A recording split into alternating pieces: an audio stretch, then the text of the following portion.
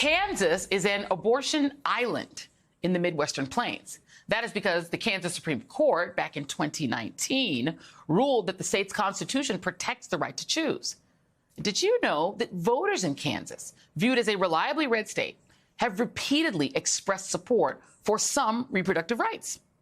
A poll last year found that 60% of Kansans opposed making abortion completely illegal. And slightly more than half believe that the Kansas government should not regulate abortion. So here's the rub.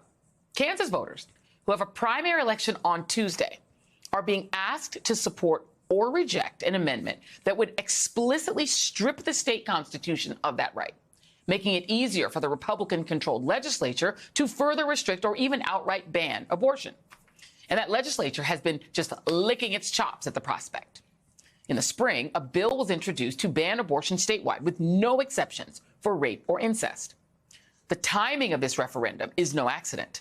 Republicans placed it on the primary ballot because who is super engaged in the dog days of summer? Why, religious fanatic diehards, that's who. And they're being mobilized by churches across the state. Proponents and opponents of the amendment have been going door to door to get people to turn out, considering that early voting is already underway. After the overturning of Roe, many women and men across the country have been wondering how they can fight back. Well, Tuesday will be the first test.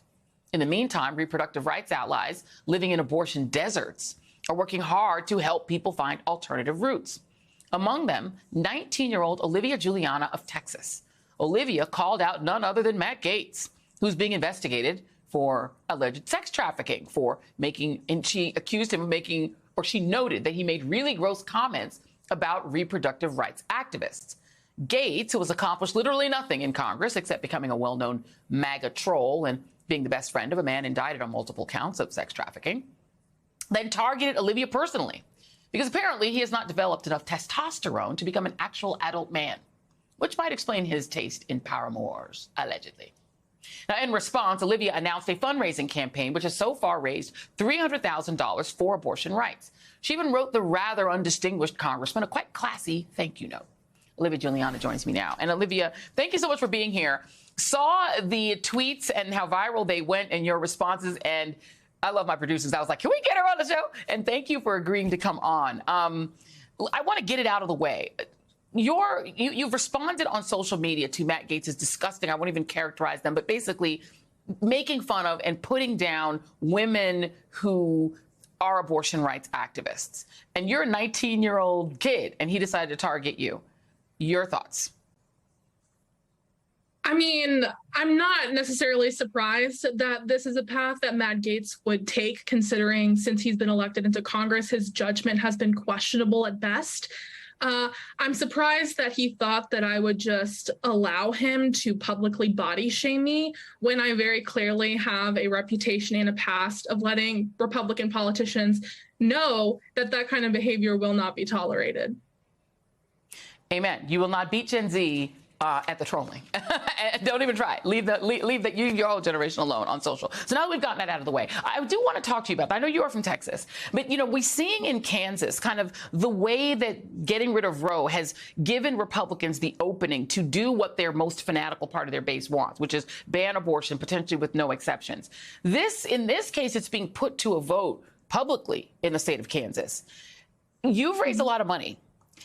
Tell us what you plan to do with that money, because this is a time when people need organizing. They need door knockers. They need people to literally be in the faces of folks who might be infrequent voters. Is that what you intend to do with all this money you're raising? Absolutely. I want to make it noted that this money is being split amongst 50 abortion funds across the country, especially in states where those services will be needed the most because of restrictive abortion laws. So this money is going to the people who need it. It's going to the funds that are going to help people get the health care they need, despite these Republican attacks against reproductive rights. I'm extremely excited that I've been able to use my platform to do something that will genuinely make a tangible difference in people's lives. And how much have you raised so far? Last I checked, it was $330,000 in the last 48 hours. That's really dope. And I called you a kid. I will apologize for that, but you're a kid to me. But I wonder for other young women your age, I mean, you're a kid to me, right? it's sad that somebody your age has to think about the state owning your body, but you're in a state, Texas, where that is what the Supreme Court has said is okay. What are women and young women, girls, teenagers your age worried the most about? I think there's a lot of risks that come with reproductive health care access, whether it be the criminalization of miscarriages, whether it be people being stripped of their bodily autonomy, or even something as extreme as contraception being under attack. I think a lot of women across the country are afraid in general of not just their right to an abortion, but their right to simply exist and make decisions about their own body and their own identities. I will say that I've seen my generation mobilize like no other before, whether it be on social media or marching in the streets or even marching to the ballot box. We saw record voter turnout in 2020, especially amongst Gen Z.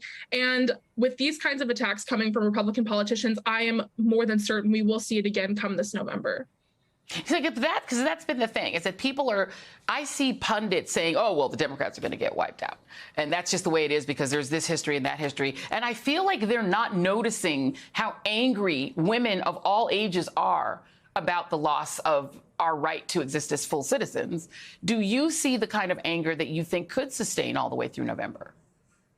Absolutely, I do. I see it every day on social media. I have platforms on every platform, and I see tens of thousands of women on a daily basis talking about how they are making plans to vote. They are making plans to fight back against these abortion bans and against these oppressive laws that are being put forward.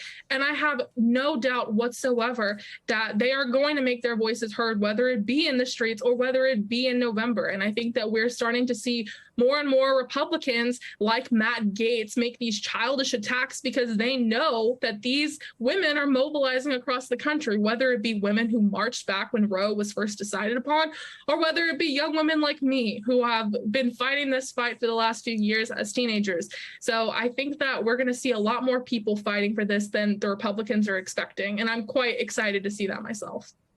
Amen. I mean, Alito may want us to all live in the 19th or 18th century, but women ain't going back to the 19th, 18th century. And by the way, Matt Gaetz wouldn't have been effective in those centuries either, because he's really not good at this whole being a congressman thing. Olivia Giuliana, that's me, not you. I'm putting that on myself. Olivia Giuliana, thank you very much.